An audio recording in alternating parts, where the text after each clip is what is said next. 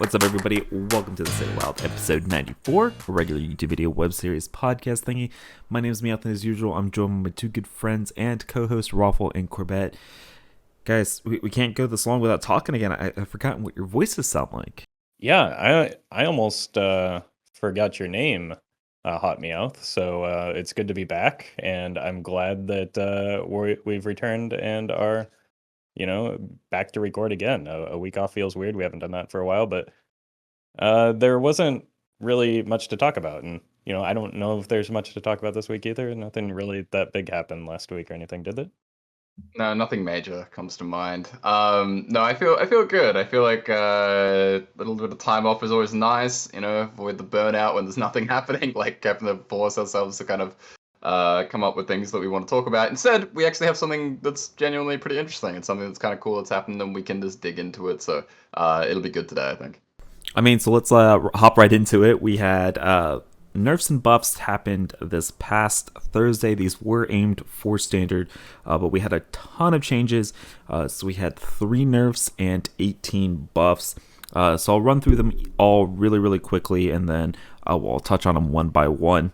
So let's start with the 4-mana elephant in the room. Let's start with Drekhthar. Drekhthar has been pretty strong since his release. And he finally reached the point of being way too good in standard. He is now, from a 4-mana 4/4 that summoned 2 minions if you met the deck requirement, a restriction to summoning just 1, a pretty brutal nerf.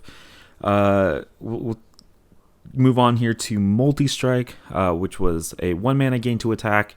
You may attack additional minion, to now a 2-mana with the same effect. And last but not least, we had Bane Shot going from 2 to 3, a pretty brutal change for Quest Hunter. So we'll start off here with Corb, you're our resident standard expert. Tell us a little bit more context-wise for about these changes. Yeah, I mean, look, I was safely bronze 10 this month in standard, but that said, I always keep an eye on what's going over there, and I always keep up with what's happening. Basically, yeah, Demon Hunter, one of the more broken decks we've seen in recent memory. Standard had sort of degenerated into a somewhat of a 2-deck format. There was Demon Hunter and Control Warrior to beat the Demon Hunter, and then there wasn't really that much else going on. So Demon Hunter had like an over 30% population, and they needed to address it. They went after Drekhthar. Drekhthar was also a nerf to Quest Hunter. So they really went after Quest Hunter as well, with the changes to Bane, in addition to Drekhthar. So Quest Hunter, they've basically said that was a play pattern concern. I'm sure we all know the joys of playing against Quest Hunter, right? And why it would be seen as such a unfun archetype. I think we all experienced that over here in Wild. But the nerfs weren't really surprising, apart from maybe that Bane shot change. But apart from that, they decided to hold off on nerfing Warrior once the other meta developed. And so far, it seems like they were completely justified. Standard seems to be in a really good spot after these changes. We'll see if that stays constant. But yeah, they seem like they've been really good adjustments so far. All right, let's reorient ourselves then to Wild here. So how do we think these will affect Wild? So let's go ahead and start off with Drekhthar. He was present in a lot of decks, a lot of meta, a lot of off meta. So how did this Drekhthar change affect Wild?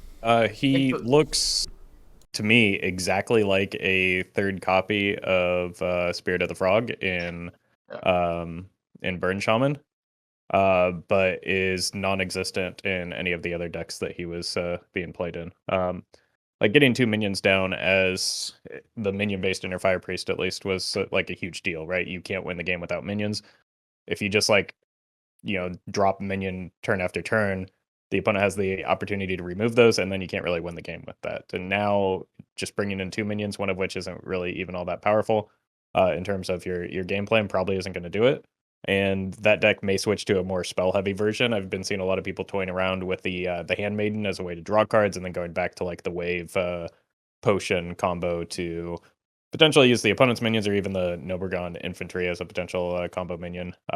It's definitely not going to be nearly as powerful as the minion-based one, because one of the things that the minion-based deck excelled at was like dominating aggro decks because of things like Drekhthar into Devour. So Losing that capacity is going to be a big hit to the deck, but the tech was honestly, I don't know. The deck already high rolls enough; it doesn't need to add Drekhthar into the mix to high roll more. So overall, yeah, this is a change for standard, but like, we don't need a neutral call to arms, and so I'm just okay with this card being nerfed the way that it is. I think the card that struggles or suffers the least from this nerf is just Frog Shaman, which is probably the deck that was benefiting from Drekhthar some of the most as well. So you just probably build that to only have frogs as your minions, and then this is just a third copy of Frog, and you're fine with that. But aside from that, the other decks get hit pretty hard.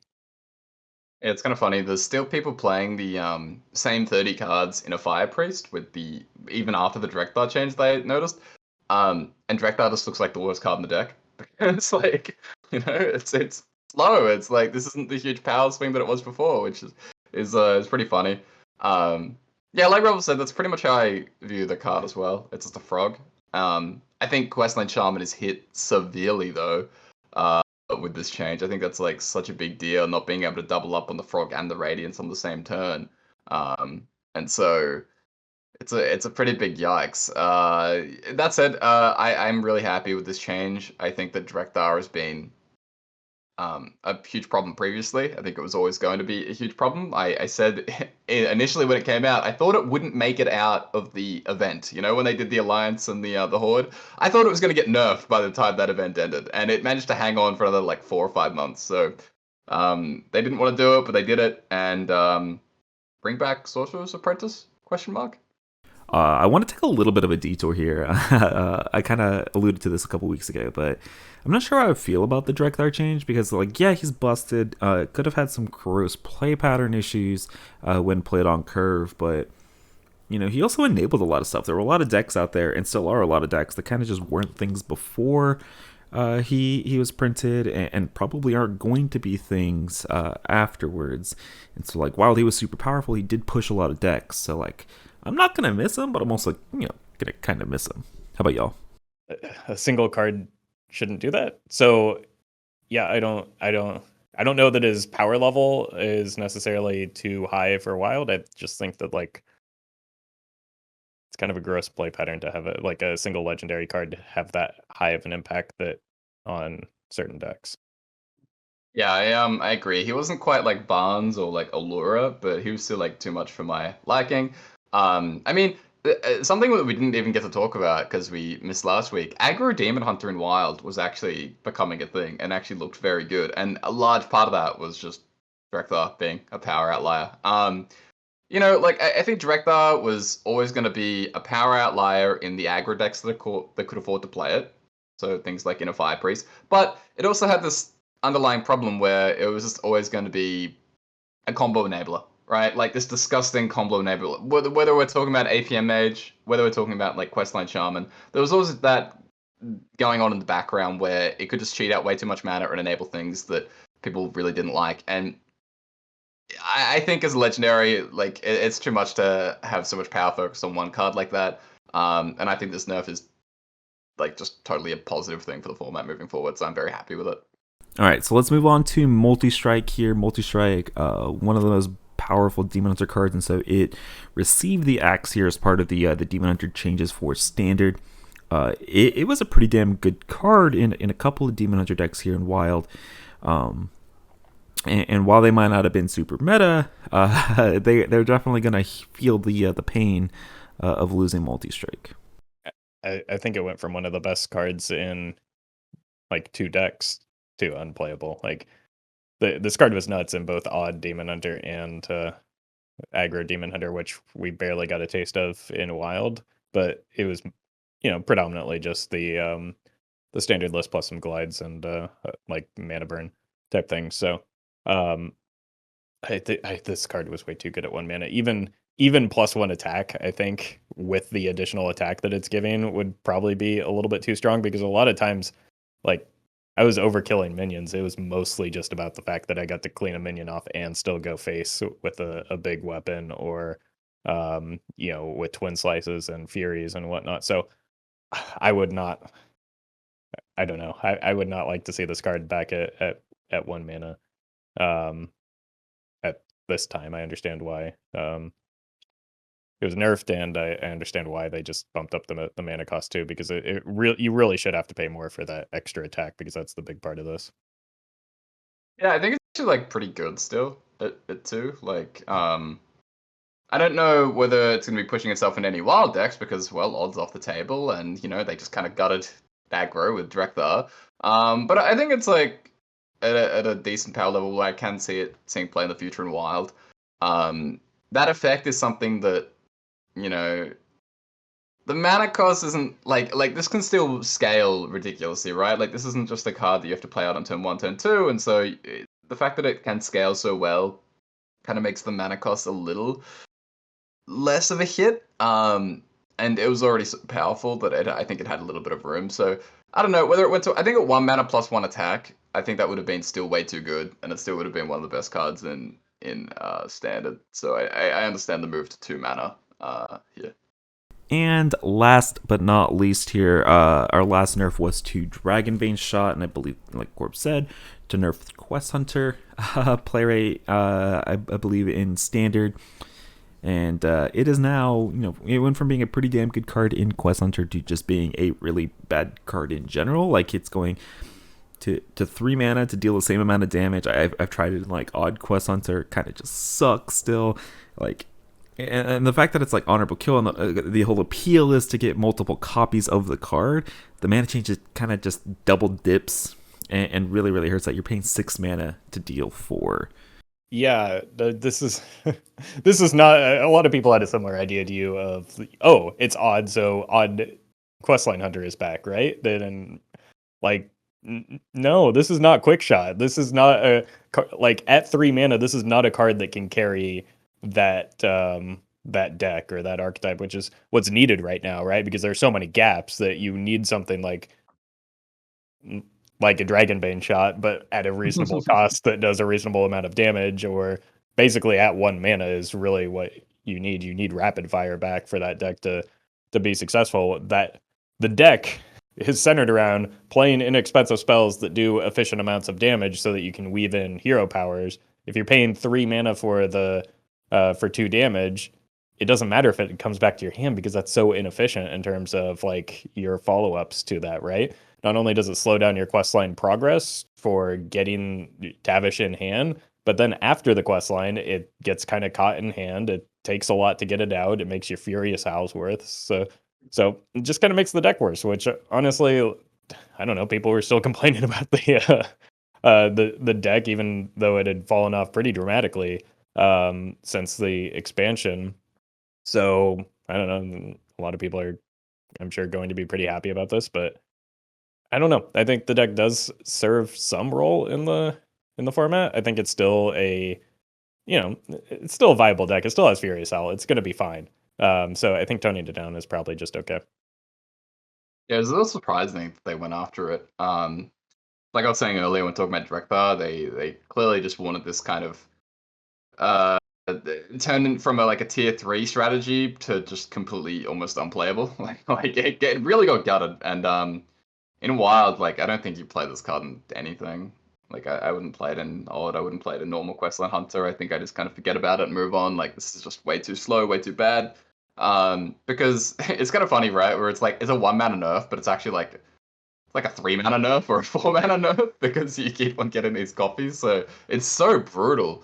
I think Questline Hunter is something that can always make a return pretty easily with very little support. I don't think that's going to be right now, but it's probably still fine. Just cut this card. Questline Hunter probably still at least tier 3 in Wild. It's still probably fine-ish. And it can always return to really, really good, to a really, really strong level with very little support. So keep an eye out moving forward.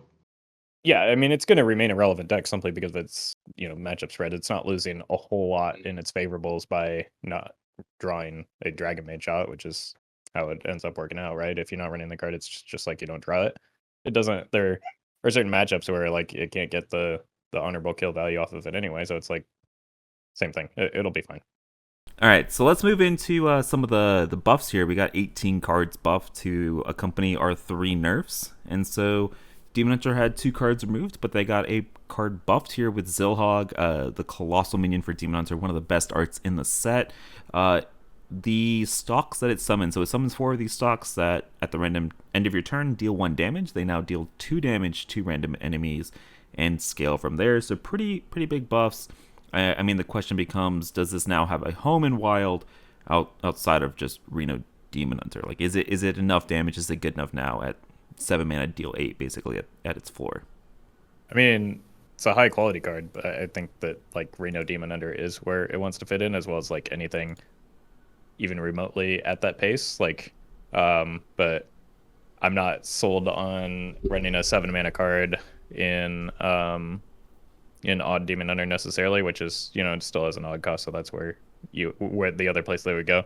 Just because like I really like Stilt Stepper in those lists, and you know, you have a high enough failure rate with that as it is, even if you're only running like a handful of minions that cost more than 1, or cards that cost more than 1. So that's not how I prefer to play the Odd Demon Hunter, and not how I have the most success with Odd Demon Hunter. So I would be hesitant to put that in myself, but it's definitely like dramatically improved the quality of the card, because it doubles the damage of the front half, which is really the only portion that you expect, or you should expect, to get damage from, right? So like that's a big deal. Yeah, I think this is now one of the best Demon Hunter cards in this current standard rotation. It doesn't always translate right to being playable in Wild. I have such an attachment to that mid-range Odd Demon Hunter that we first saw. I don't know, it's like a first love, right? That was the first time that I saw Demon Hunter, and there's still so much attachment there, playing Adepts and Warglaves, but 7 mana is a lot of mana. I think it's a really good foundation piece for Demon Hunter moving forward, but you know, like Roffle was saying, the 1-drop Swarm list, I don't think people are going to deviate too far away from that, and I don't think we currently have like a big Demon Hunter in the format. So really good card. It's nice to have it, but probably not going to make too much of an immediate impact. Give us back Skull, you cowards. That'll make it playable, right? In that mid-range Odd Demon Hunter list. All right, so let's move on 4 mana. Yeah, I know. 7 mana is a lot of mana. All right, so let's move on to regular Hunter here. So big Beast Hunter, or just Beast Hunter in Standard, getting a lot of support here. So Harpoon Gun, one of already the best cards in the archetype, got buffed. So instead of reducing the cost of the beast that you dredge to the top of your deck by 2, it now reduces it by 3. Pretty big buff. Pelk Collector actually came out in the Alterac Valley mini set, buffed from a 5 mana 3/3 to a 5 mana 4/4 that summons a beast from your deck that costs 5 or less. And then as Sharon Saber and Sunken Saber from the new set got buffed from 3/3s to 4/3s. The front half of this card is a 4/3 beast with rush that says put a Sunken Saber at the bottom of your deck when it dies. And then the Sunken Saber is a 4/3 with rush, death rattle, summon a beast from your deck.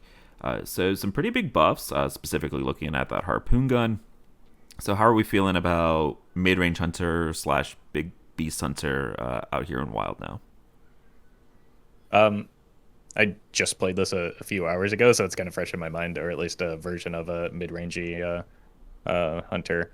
I don't think that my build was necessarily optimal, so that might be part of it, but mostly I was just trying to cheat out Witchwood Grizzlies and stop Pirate Rogues in their tracks, which when it did that, it was good. But the card that really performed well was Harpoon Gun. I think that was already a very strong card going into this, and then it just got like 2 mana cheap better.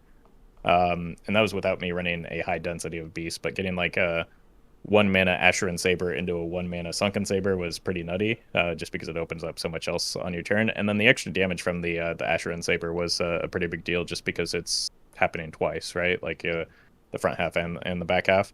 Pet Collector, you obviously notice the buff the least from, because you're not playing it for the stats, but it still matters. Like, stats matter. Like, the goal of Pet Collector is to cheat out a bunch of stats, so you're kind of getting 1+1+1 free stat now that you're playing her with the buff. So it's definitely a higher quality card, but I don't know if it like changes whether or not you play the card or not, because you're playing it for the effect. But like when this hits a Witchwood Grizzly, it's disgusting. So I don't know. There's something there. It just maybe not quite a full cohesive deck just yet. Yeah, I think it's pretty close. It's got super strong payoffs now in terms of actually cheating out the big minions, you know, whether you're looking at Ancestor's Call and Shaman or Essence in Priest.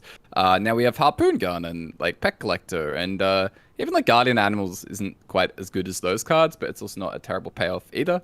So there's kind of a lot of redundancy and things like that. Now you just need to actually flesh it out with enough beasts that are worthwhile.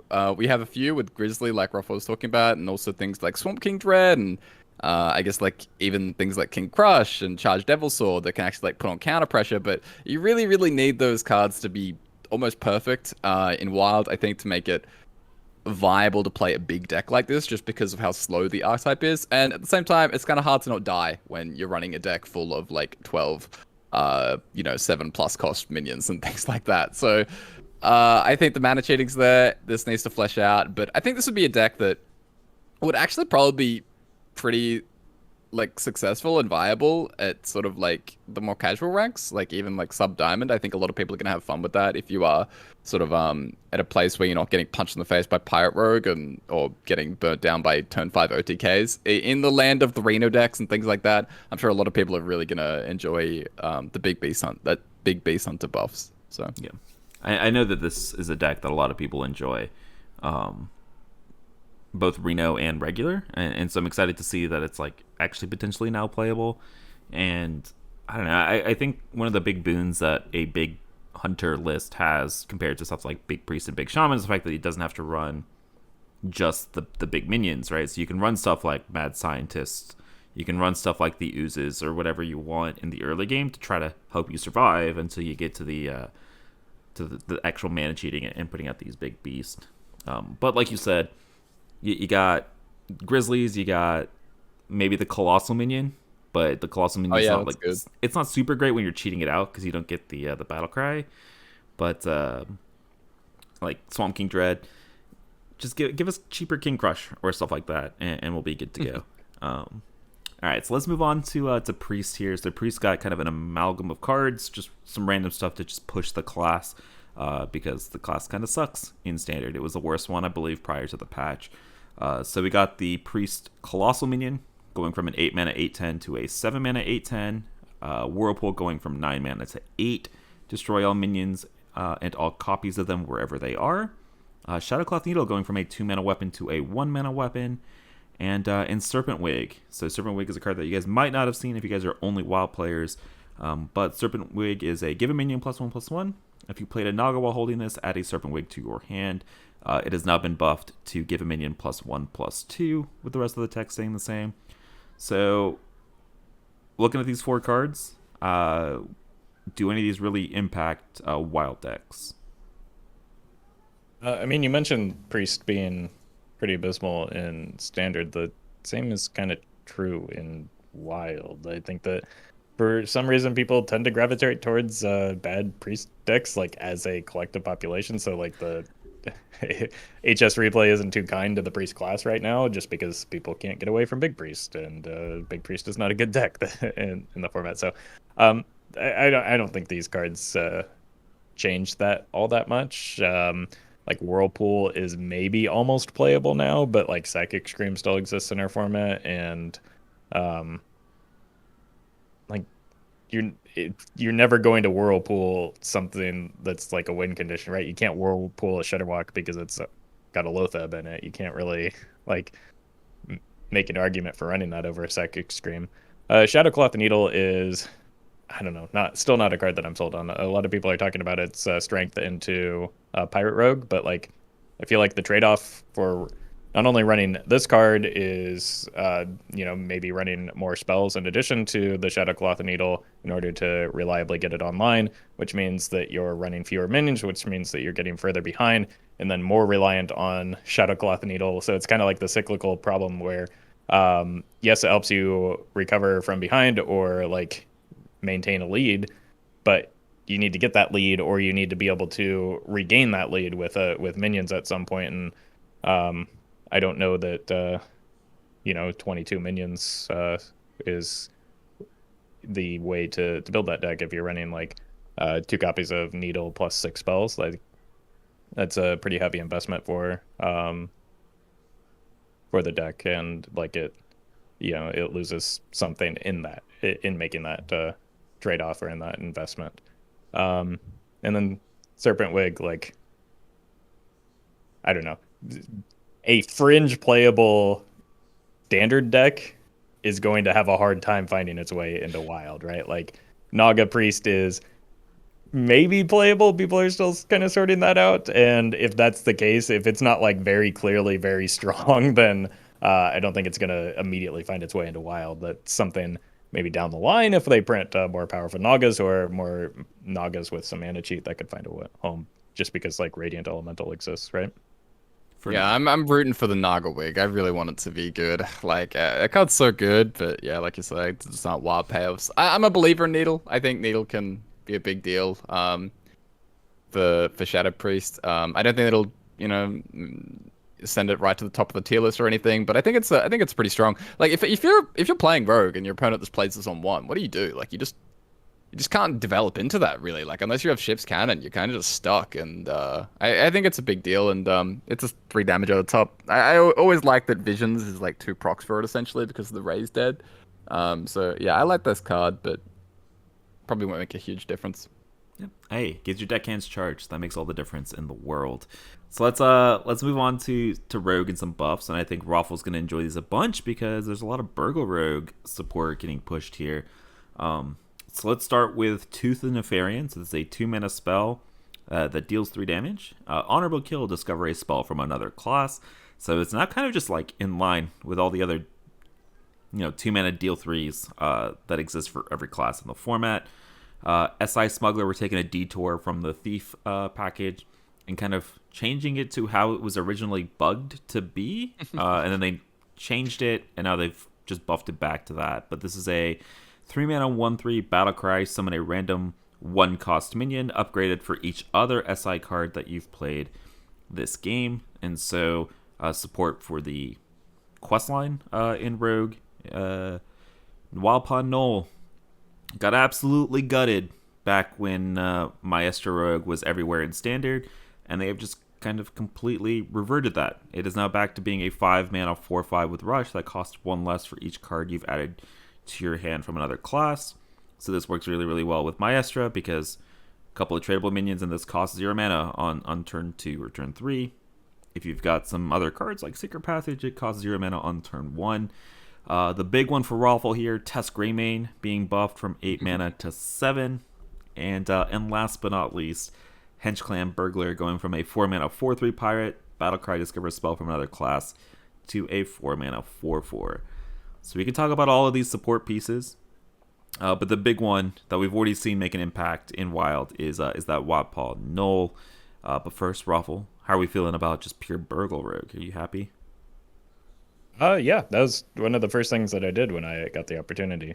It didn't do well because, I was still playing Tess at my top end, and unfortunately, that's just not reasonable in the with the current speed of the game. But the Gnoll does help you get there a little bit faster because that card is broken.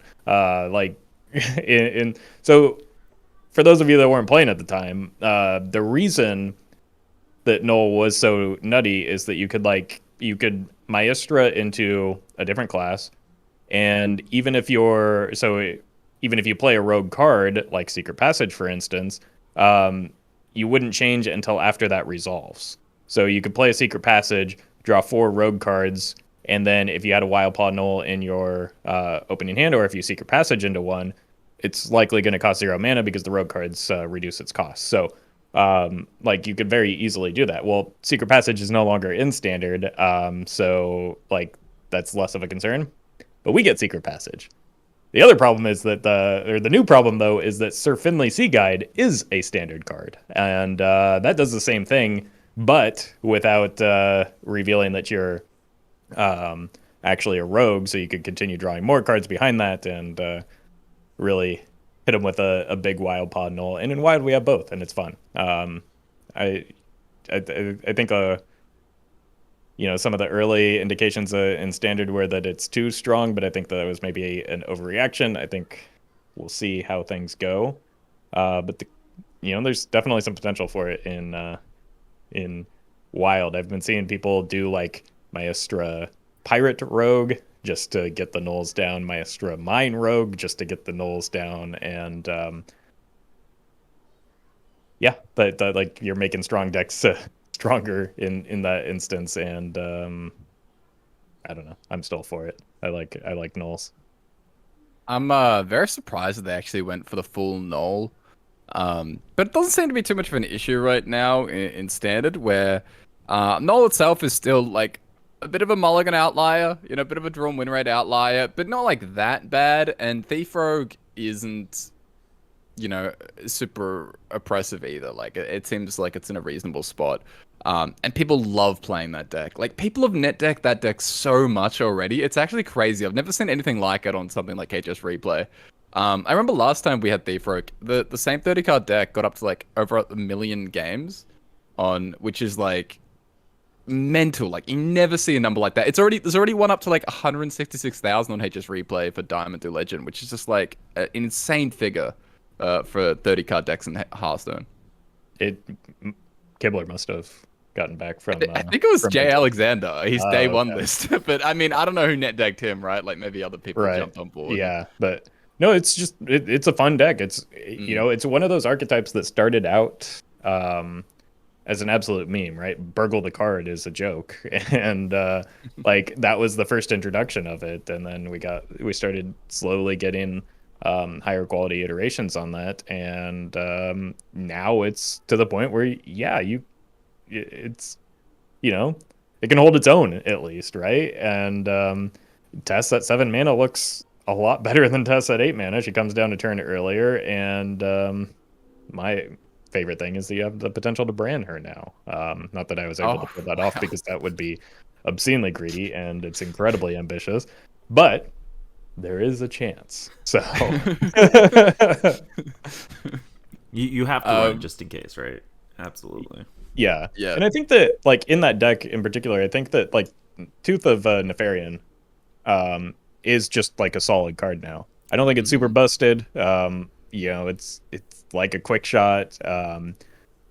But it was so trash before. Like, why did that card ever cost 3 mana for what it did with the restriction? Like, I could see without the restriction for the honorable kill, but like, you know, it's a fine card now, and you know, it's fun. Like having honorable kill cards be actual playable, I think is a good thing because it's so satisfying when you get the effect off, right? And that's the kind of thing that like you want to be played, is that type of card. And I really like the touch or Tooth of Nefarian. And then Smuggler just kind of got like the wildfire treatment, right? That's how that card interacted for a while, and then it got reverted or its text changed to be a little bit more clear.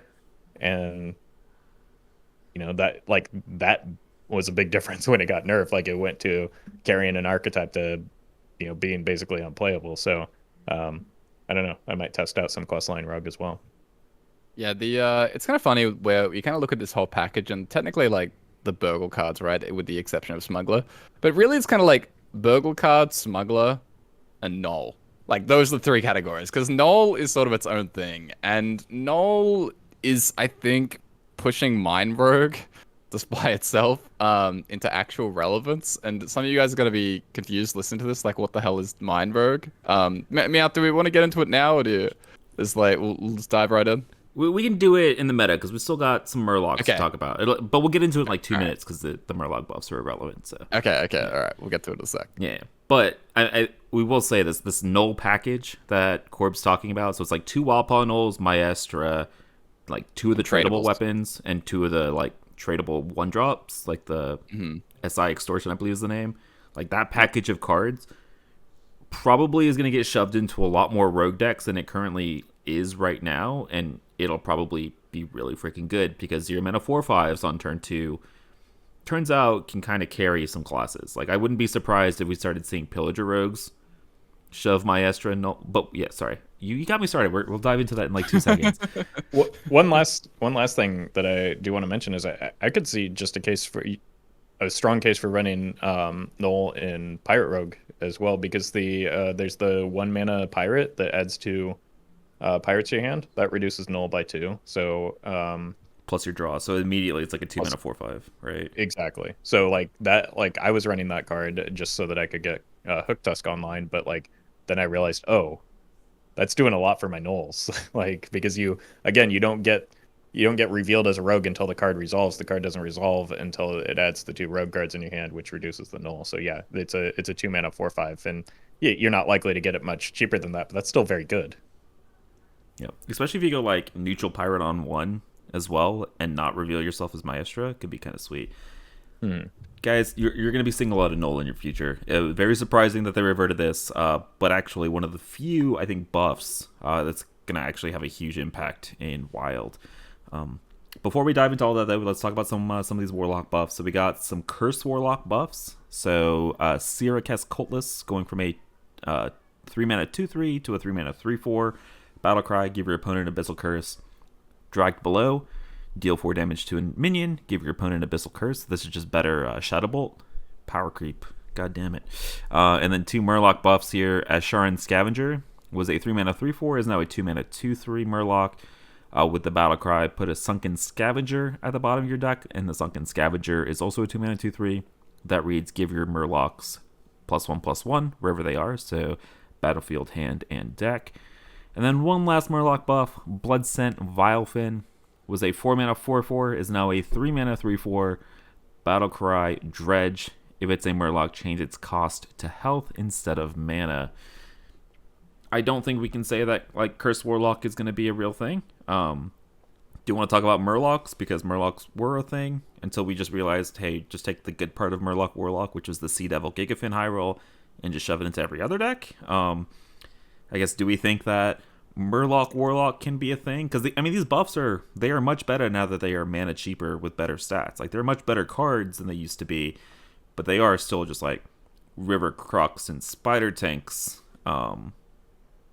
Like the Vilefin is the one that I have my eye on a little bit. Like that's a powerful effect. But how are we feeling about the just Murlocs in general for Murloc Warlock? I think they're both just like both archetypes. I'm not as low on Curse Warlock as you are because the Warlock still has Obscene removal. It's just like the win condition doesn't really matter that much. I think that if it gets some support in the mini set, there might be something there. Like just one more curse card could do it because like it's not insignificant changes. If like turning the cultist into a spider tank and reducing the cost of drag below is a big deal. In terms of the Murlocs, I think this archetype also just kind of needs something from the mini set in order to be there. Like there's no real payoff. Like Chum Bucket is the payoff, but that's not good enough in our format because that's happening like turn 5, and then you're not even if it happens like turns earlier than that, you're not realizing the effect of that until like turn 4 or turn 5. So I don't know. I agree with you though that the Blood Scent Vilefin is the card to keep an eye on just because like mana cheat good. But like we already have a gooder version of mana cheat in Wild that can be played not only immediately but also in even a Warlock where it's kind of broken.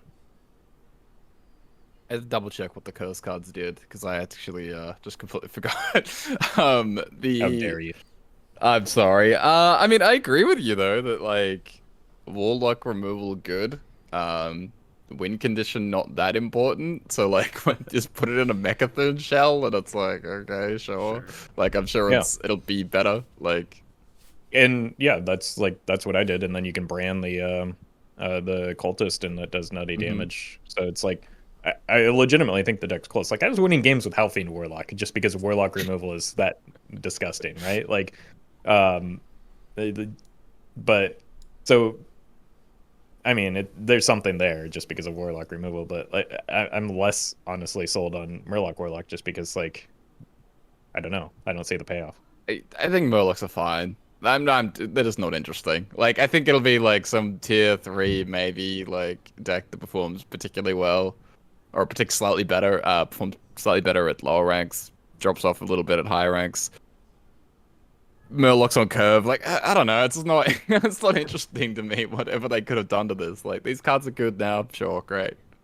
I mean, the Scavenger, in my opinion, is an interesting card, but like unless you dredge immediately afterwards, it's not the Keleseth that you want it to be, in my experience. Like or the Mistcaller that you want it to be, and it is better at a lower mana cost. But again, it's not a payoff that wins you games. Is the problem? If you really want to be Druid, you can play this. Like, that is the thing, and you got to really dodge rogues as hard as you can. But yeah. All right, where's Hopper? Hopper's going to take Murloc Warlock to rank 1, just like he did with Q-Lock, and it'll be fine.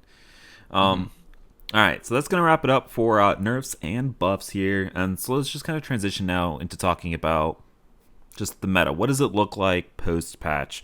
And we can hop immediately into our Gnoll conversation here that we were having 5 minutes ago of this package of 5 or 7 cards with Wildpaw Gnoll is kind of busted, right? Like this is something that we knew 4 or 5 months ago when it was originally a thing. I don't even remember when Wildpaw Gnoll came out, what set that's from, but it's back now, and it's seeing a lot of play specifically in Mineberg in Wild right now at High Legend. It's like the deck that it's popping up the most in, but like we were mentioning, package of cards is kind of busted. Probably should be playing it kind of everywhere else. Corby, you want to take it away with the Mind Rogue? What is Mind Rogue for the people that don't really know what we're talking about here? Yeah, sure. So Mind Rogue is basically a super fast combo deck where you play Snowfall Grave, I believe is the name of the of the card. The 3 mana spell. Yeah. Graveyard, yeah. So it basically triggers your death rattles twice. That's the effect that lasts 3 turns. So you put up your thing that triggers death rattles twice. You get Nefarian Blade, which is a weapon that, when it breaks, it triggers a death rattle. And then you have Naval Mine.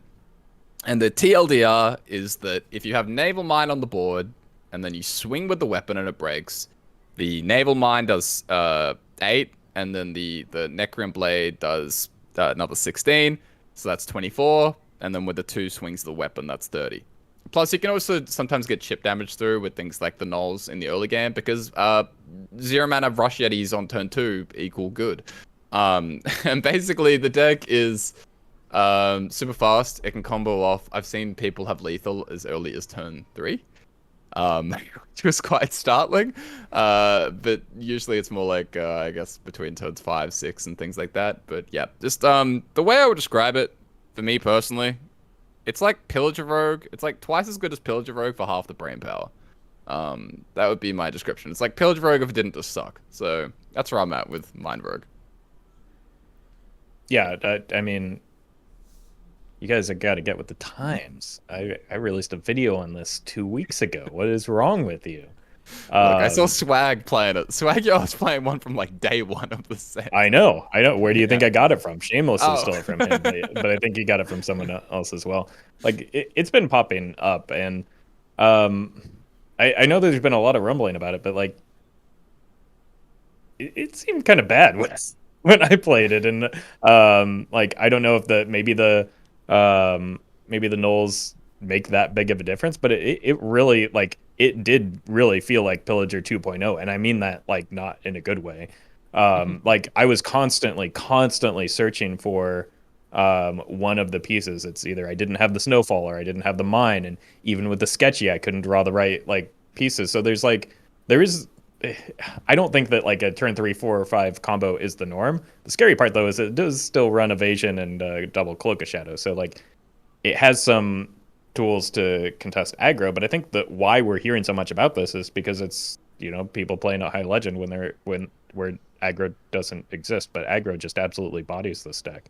And even with the Cloak, like Cloak doesn't help you against Mecha Shark, and Cloak doesn't help you against certain burn spells, and like evasion doesn't help you against a single big minion, or like if they've been applying pressure the turns prior to that. So I think it's strong. It's a very fast combo, but it is still a little bit fragile, so I think it's very kind of Pillager-esque in that regard.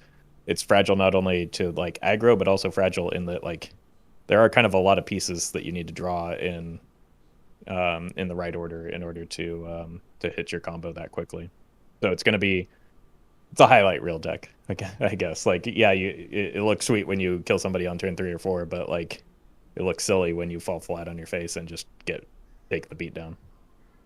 Yeah, I kind of agree. It is very susceptible to aggro, but I think it's kind of the reason that we're hearing a lot about it right now is because we got this Gnoll reverted. Now we have something to stem the bleeding, right? And that's kind of all you really need is I just need to buy myself a turn or two while I try to set up for this turn 5 kill, and then boom, I try to kill you from 30. I will say I try to play this deck, and I swear like 4 out of the 5 games that I got played, I got like double dirty ratted, hit both my mines, and I was like, okay. And then the other 2 I got like vipered, and I was like, I can't.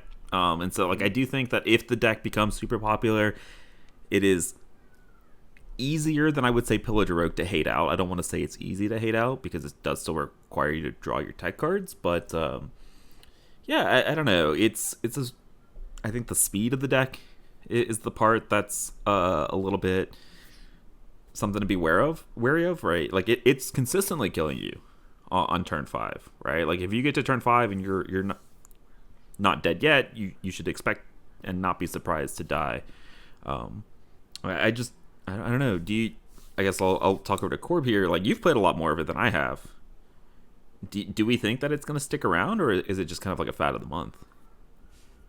I think it'll stick around. I think that it's somewhat similar to Quest Mage at that kind of power level.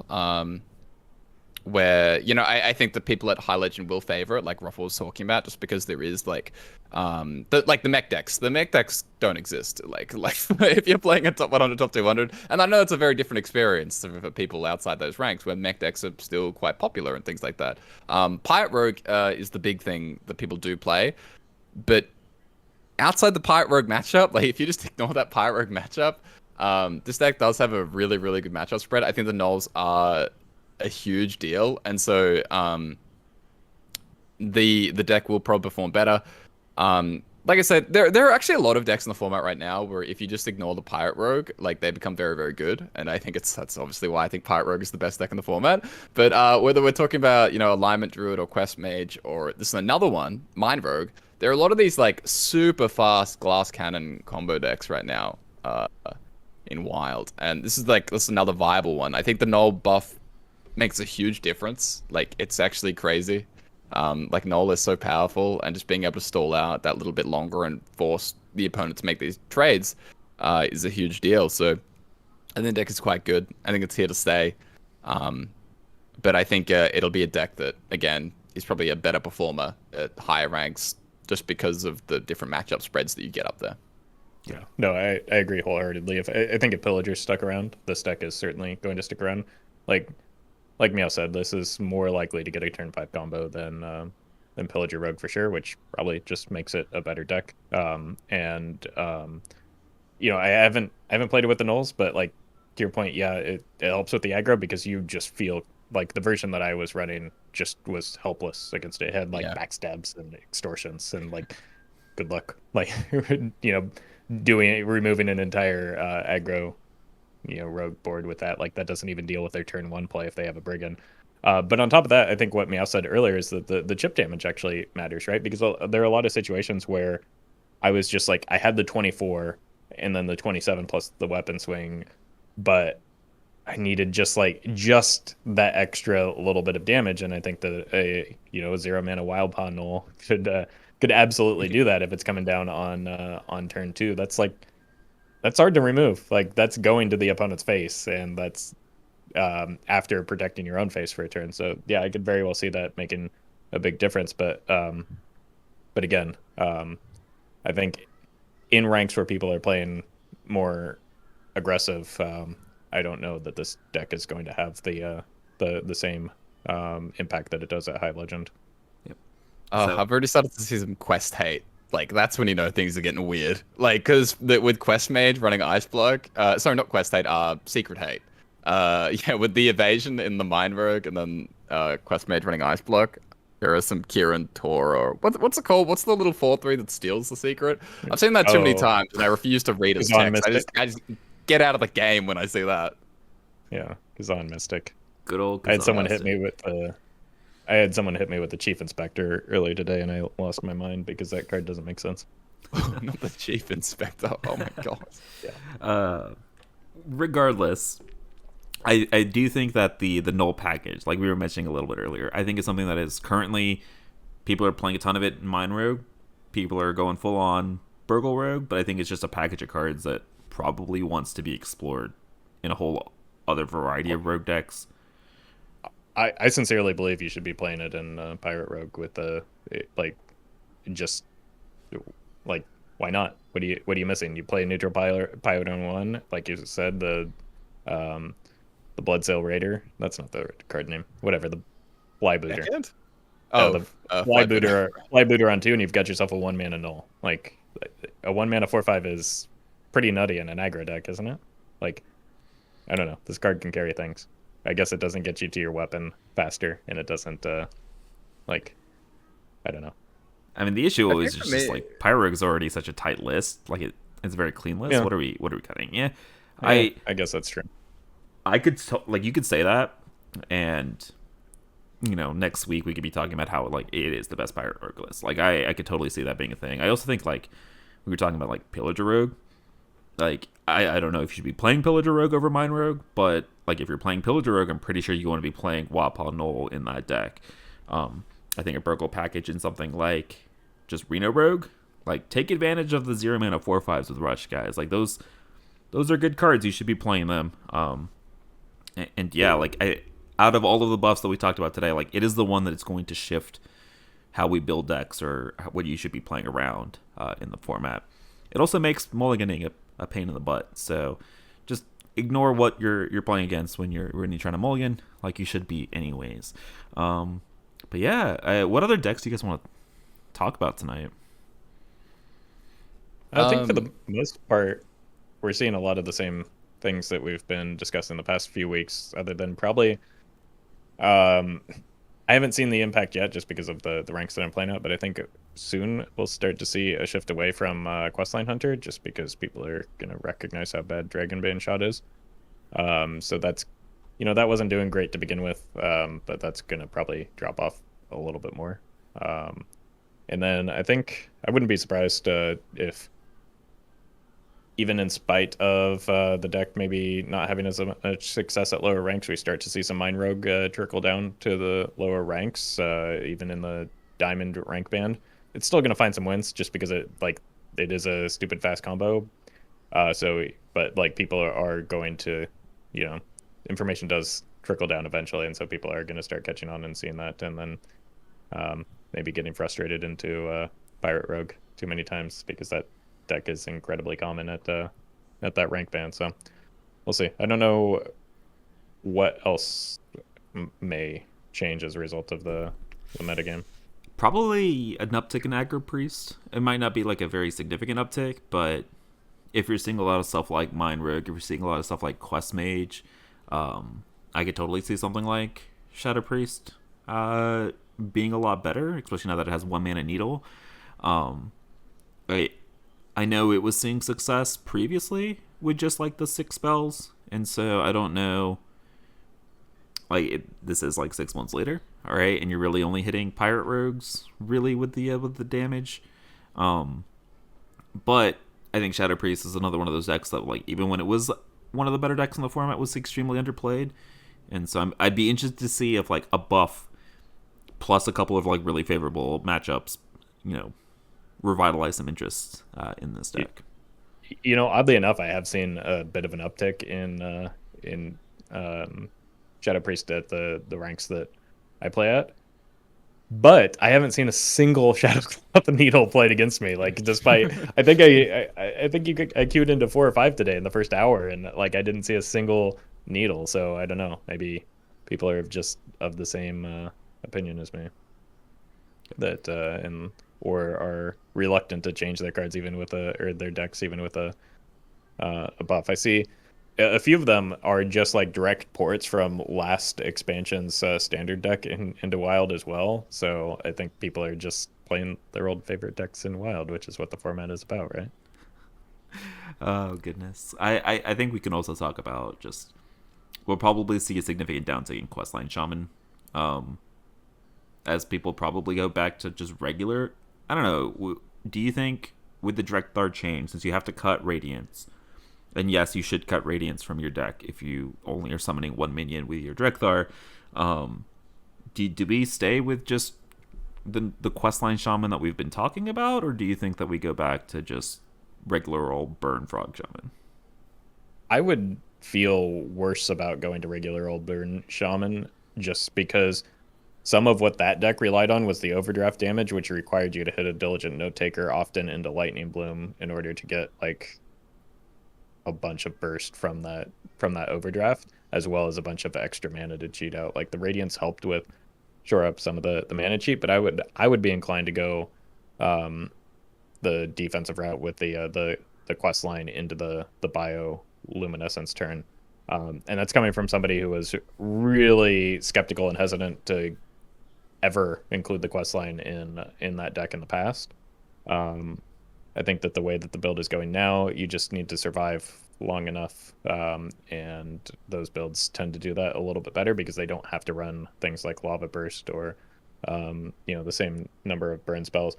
But I really do think that the Diligent Note Taker was kind of a big part of what made the old burn Shaman tick, just because like that extra copy of Lightning Bloom was a big deal. Yeah, I think you just go to the command with just the 2 frogs, right? Just 2 frogs with Drekhthar. You keep playing the quest. But man, that deck is so much worse. Like, I'm not gonna play that at any point. Like, I'd be surprised if I run into too much of it. Like, until new cards come out or something. Like, that's such a big hit. Yeah. All right. Well, it looks like outside of the Gnoll and the Drekhthar nerf, not a whole lot being kind of shooken up in Wild. I mean, I guess the Gnoll change has brought about a new combo deck for us to talk about, right? So I guess it's not... we weren't expecting huge shakeups, right? Because this was a standard focus balance patch. Balance patches are not expansion releases. So not a ton, but I mean, the Gnoll, I think the Gnoll is the big one, right? Excited for Gnoll. A little bit sad to see Drekhthar go, but also a little glad to see Drekhthar go. But yeah, other than that, a lot of same old.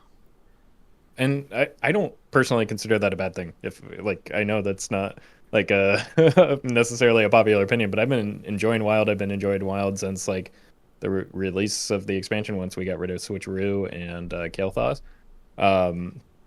So like I'm hesitant for change just for the sake of change in these type of circumstances. So I'm not too upset that like these aren't super impactful, because like, balance is a fine line to walk, and we're probably due for a mini set in the near future, and that's going to shake things up enough as it is. So like, and that's change for the sake of new cards, right? That's a little bit different than just like change because we're at this point in the expansion cycle and we just want something to change. I would rather just wait and see what impact the mini set has, rather than like large changes for the Wild format. Obviously, it was necessary to do something in Standard because like Demon Hunter was out of control. Like Corp said, it was a 2-deck format. People were losing their minds, and that seemed miserable. But like for the sake of Wild, like yeah, I'm good with what things are happening right now. I feel like I'm having fun. So. Yep. All right. So that being said, hope everybody else out there that's listening is enjoying the format as well. Hope you guys are enjoying the balance patch. Enjoy some Mind Rogue. We'll drop the code down below, because I know a lot of you guys might not have seen the deck before. Also, can we talk about, first of all, how Roffle yet again predicted another popular tier 1 deck? Like, Roffle, this is like the Simpsons, paradox, where like you're predicting everything, man.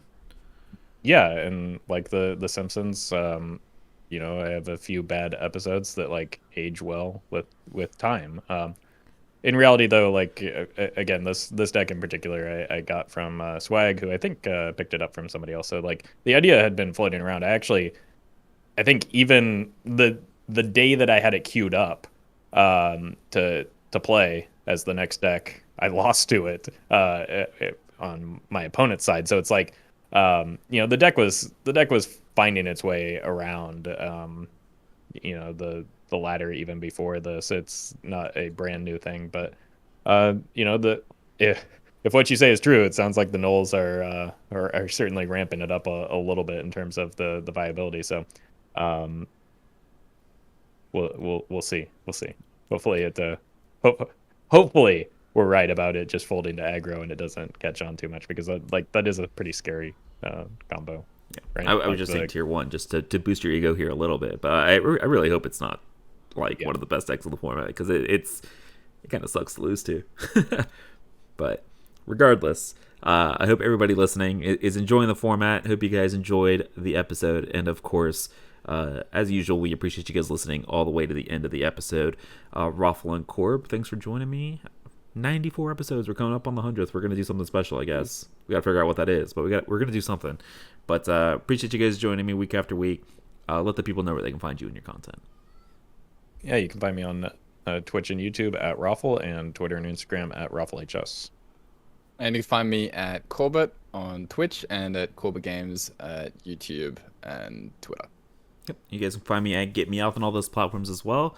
Appreciate you guys listening, and we will see you guys again next week. Later.